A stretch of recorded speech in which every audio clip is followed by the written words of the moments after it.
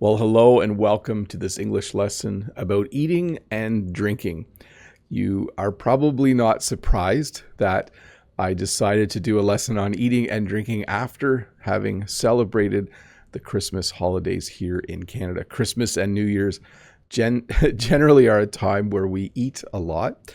And then also I thought it would be a good idea because I like to focus today on the verbs we use when talking about eating and drinking. I have done lessons in the past about eating and drinking, excuse me, about eating and drinking, but this one will focus primarily on the verbs that we use. So welcome to this English lesson about eating and drinking.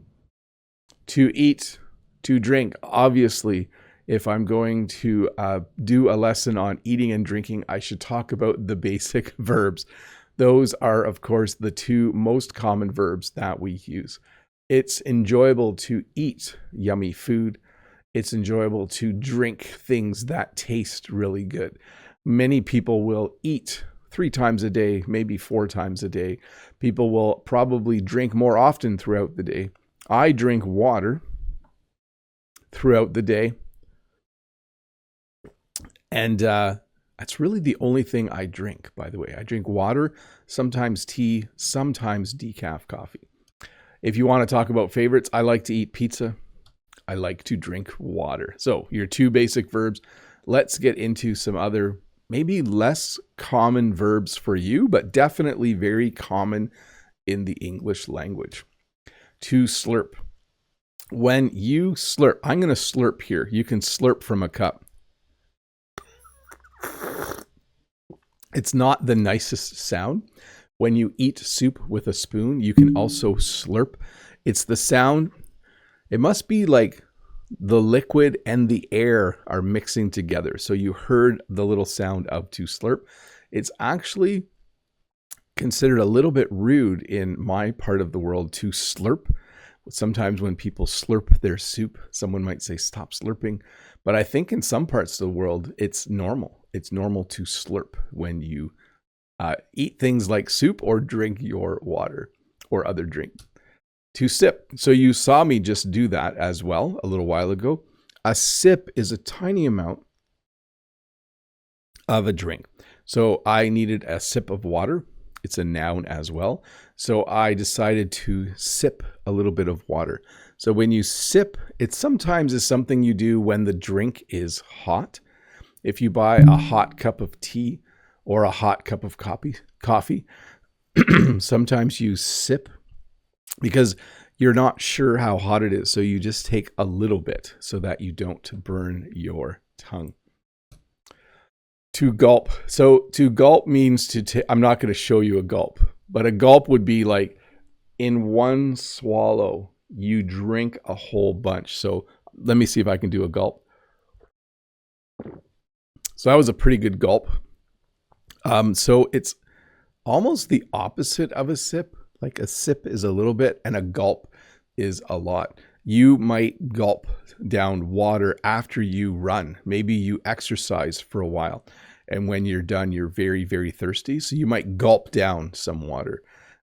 Take huge amounts and swallow it. To munch. This is something that we use this verb in a unique way because we might say, oh, I need to find something to munch on.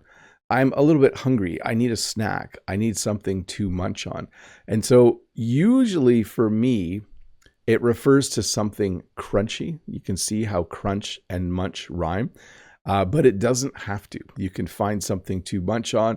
If you're watching a hockey game or a football game, you might get some chips. You might sit down because you want to munch on something. So again, usually used for snacks. I wouldn't use this to talk about a meal, but yeah, every once in a while you're a bit hungry and you need something to munch on. To chew. So the best picture I could find is chewing gum, but I will do the action. After you put food in your mouth, you need to chew the food. Before you swallow the food, before the food goes down into your stomach, you need to chew the food. And you need to chew it well. You shouldn't just chew twice and swallow. It's important for your digestion to chew the food properly. You can also chew gum. So you'll sometimes see people on the train or on the subway, and they're chewing for a long time. They're probably chewing gum. So to chew means to use your teeth to break food up into smaller pieces before you swallow it. To gobble up. So you can gobble up or gobble down. It both works. It means to eat something really, really quickly. Teenagers will often gobble up all the food that you put out. If in my classroom, I brought snacks and put them on a table, when my students arrived, if I said, you can have as much as you want, they would just gobble up all the food. They would go to the table and they would just eat everything.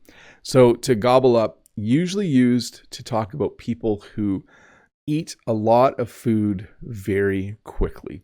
And so I always think of teenagers. I think because I'm a high school teacher, I have a club at school where students can come after school. And sometimes we have food. And if we have food, they gobble up all the food. They eat it very quickly. To wolf down. Similar to gobble up, wolf down means to eat a lot of food. The best example I can think of this is when I was in university. In the summer, I had a part-time job building houses with my uncle. I worked in the construction industry, and that made me very, very hungry. At lunchtime, I would wolf down my food. When I got home from work, I would make supper and I would wolf down my supper. When you wolf down food, it means you eat it very, very quickly. You probably don't chew it properly. You probably put food in your mouth, chew it 3 times, and swallow it. So you wolf down food when you are very, very hungry. You just eat very, very quickly. To guzzle. So to guzzle is similar to gulp. When you're done exercising, you will guzzle down a lot of water. During my lessons, I don't guzzle down the water. I sip. But if you saw someone drink an entire bottle in one go, if they open the lid and they were like just drinking away, you would say that they decided to guzzle down some water because they are very, very thirsty. Very common if you watch any kind of sports. You'll see the players go to the sideline and guzzle water or guzzle Gatorade because they are so thirsty. To force down. So this is an interesting verb because to force down food means to eat food when you don't want to eat food.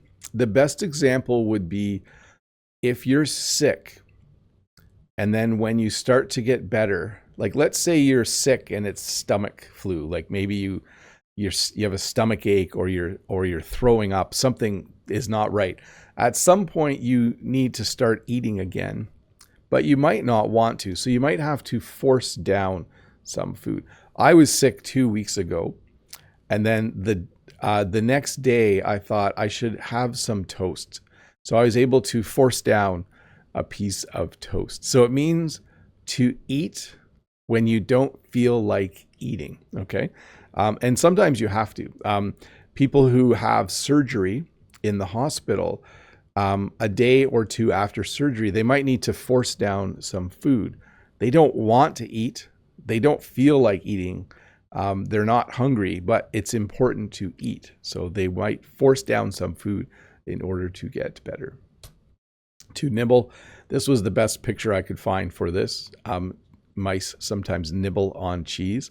I was actually going to say nibble is like the eating equivalent of to sip. So when you sip, you have a little bit of your drink.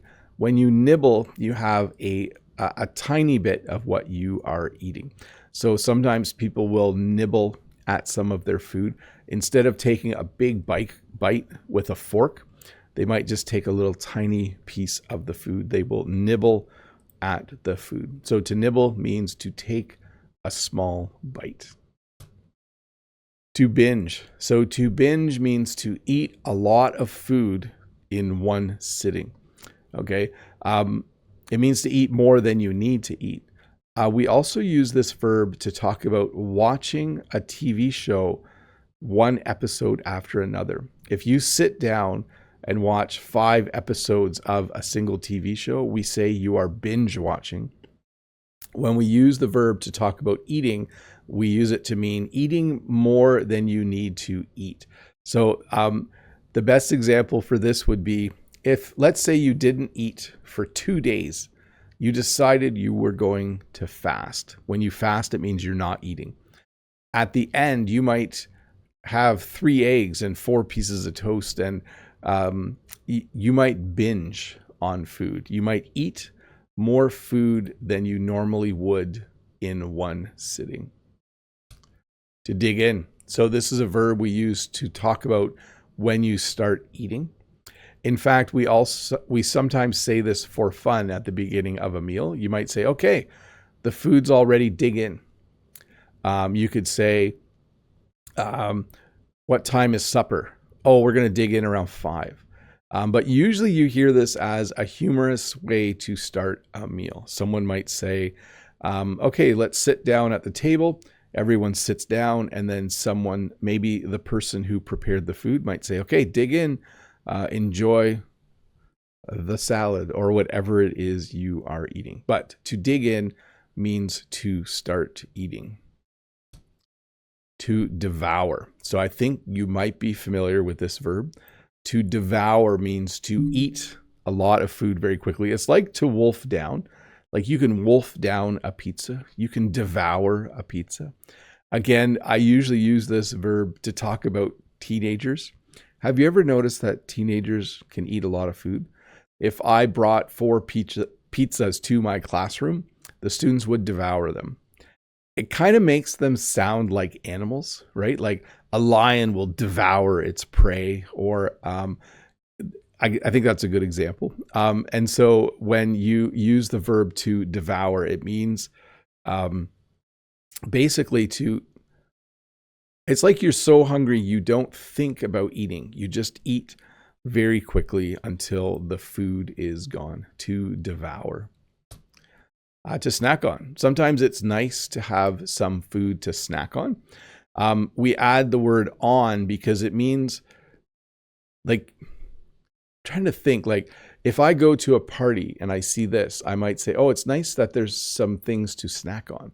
You can also say snacks, like there's some snacks to snack on. But if you have a party and there's nothing to eat, people might be disappointed and say, well, there's nothing to snack on.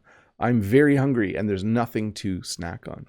So again, this does not refer to a meal. Like you wouldn't use this verb to talk about breakfast, lunch, or dinner or supper. You would use it to talk about this kind of food, like chips and nuts and little crackers and cookies. And I think that looks like cereal in the bottom bowl. But these people, wherever this picture is from, have decided that people might like to have something to snack on. So they have put out some snacks. To take a bite. So this is interesting because you can bite your food, but we don't often say that. We usually say take a bite. So let's say you have a sandwich. You could say he is going to bite the sandwich and then chew on it. But it sounds kind of weird. We usually say he's going to take a bite and then chew on it. When we offer food to people, we sometimes say, here, take a bite, see if you like it. So when you take a bite, it means you basically put the food in your mouth, close your mouth, and take the food away. She is just about to take a bite of this piece of, it looks like bread with jam on it. She's going to take a bite. I'm sure it will taste really, really yummy. When you're eating food with someone, they might say, is it good? And you might say, I haven't even taken a bite yet. Like, I don't know. I haven't even taken a bite. So when you take a bite, it means you bite the food and you start to eat it, to take a bite. To swallow. So I mentioned this one earlier. When you put food or water in your mouth, at a certain point, you need to swallow. When you swallow, the food or drink goes from your mouth down to your stomach. Okay. Sometimes people have trouble swallowing. That's not a fun experience. Maybe you have a sore throat.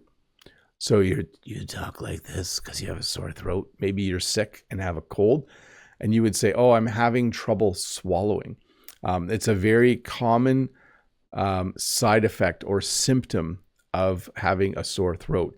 You are unable to swallow because your throat is sore. But usually you take a bite, then you chew the food, and then you swallow it. So to use 3 of the verbs we just learned, if I had a banana, I would take a bite of the banana.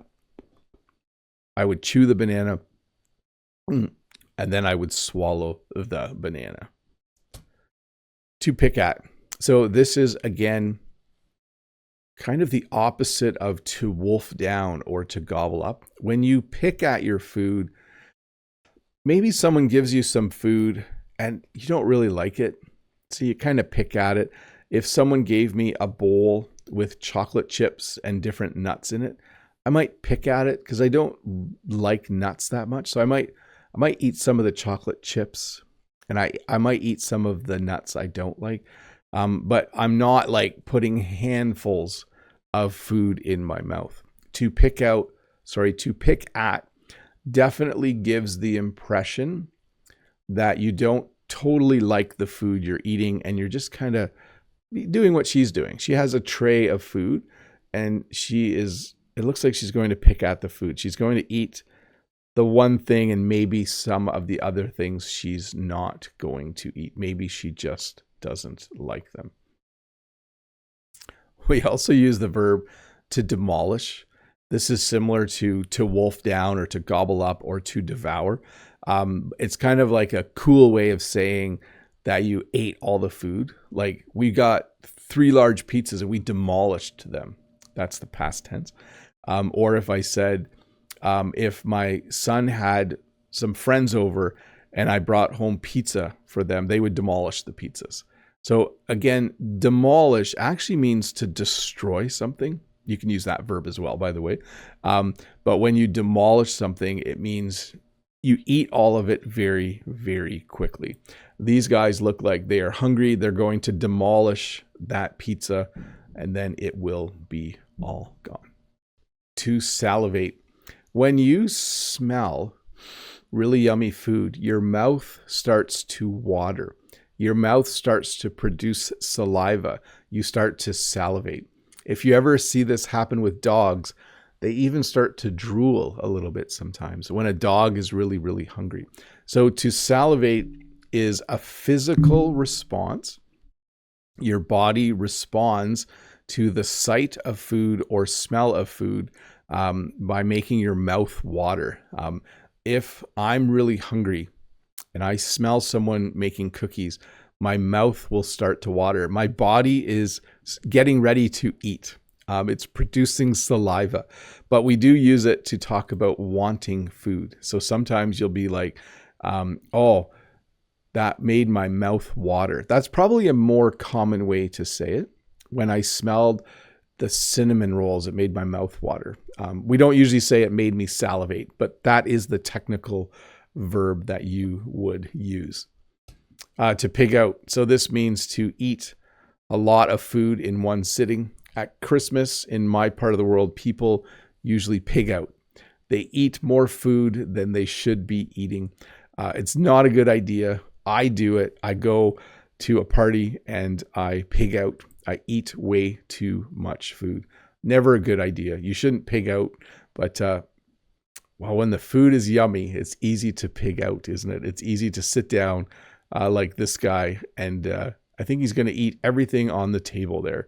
The turkey, the pie, looks like a tray of potatoes, maybe Brussels sprouts. I'm not sure what is all there, but he is going to eat it. To lick. When you have something like ice cream, you will lick the ice cream cone. So it means to stick out your tongue in order to, I think you only lick ice cream. It's the only thing I can think of right now that you would lick, where it's common to eat it in that way. So when you lick, you use your tongue With ice cream, you use your tongue to get a little bit of ice cream on your tongue. Your tongue goes back in your mouth and you savor the flavor of the ice cream. To lick.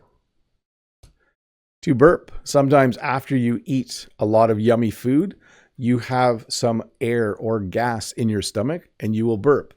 That was a fake burp, by the way. I'm not going to burp for real. I don't have to burp right now. But when you eat a meal, sometimes when you're done, you will burp. When you drink something that's carbonated water, soda, pop, sometimes you have to burp after you drink some of it. So basically you have gas or air in your stomach and you need to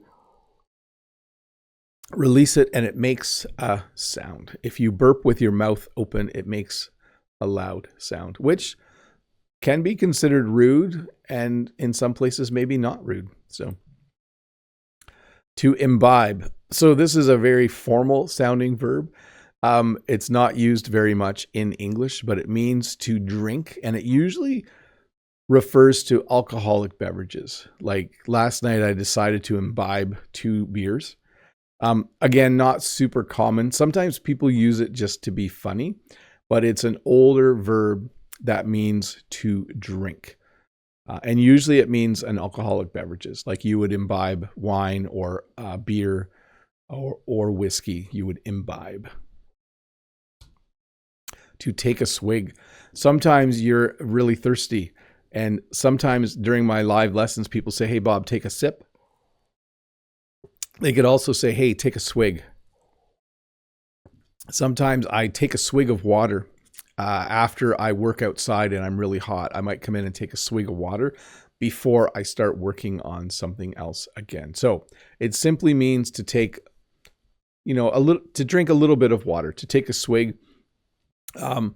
It's like the amount of water, enough water to swallow that amount of water. I hope that made sense. You drink just enough to swallow it. And quite common when you're working. Like I'm working on something, I take a swig of water. I don't drink a lot. I just take a swig and then I get back to work.